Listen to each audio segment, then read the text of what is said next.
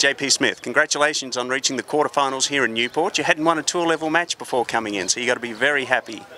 Very pleased to get that hump off my back. The last 2 years I've lost the last round of qualifying here, so it's really good to get a good win against Tomic the first round and then another tough opponent, Jared, today. And I'm really looking forward to the next match tomorrow. A lot of people outside Australia may not know a lot about you. Tell us about your time at the University of Tennessee, where you earned an economics degree and also business administration, I believe.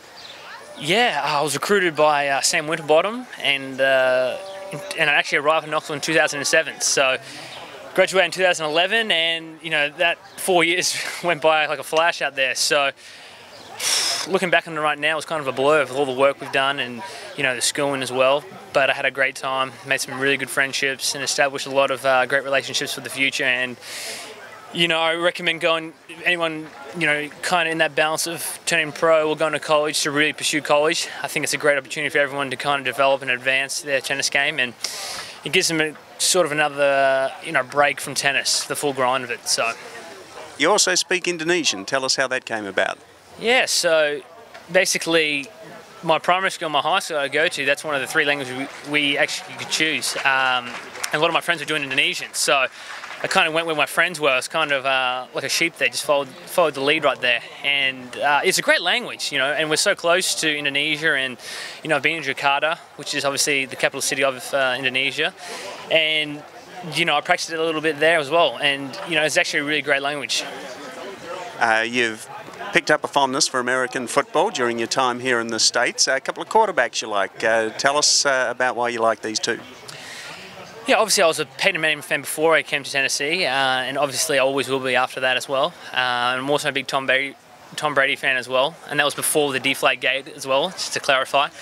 So, obviously I sort of like those guys, how they handle themselves under pressure, how they can lead a team and sort of get everyone around them better, and I kind of idolise the way they've been managed to do that for years now. And I think one of your boyhood heroes was Ivan Lendl. Can you talk about why he inspired you? I did like Ivan. If you ask my parents the same question, they really liked Ivan as well. So if anything, they kind of put Ivan on me. That was the first kind of tennis player I became familiar with growing up, and then obviously looking at around the other tennis greats as well out there as well. I was a big Johnny Mac fan as well.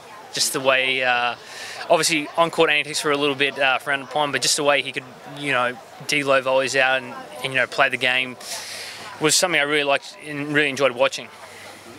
Terrific. And just finally, a lot of young Australians coming through at the moment. Is it any coincidence that it's all happening at once, or do you inspire each other?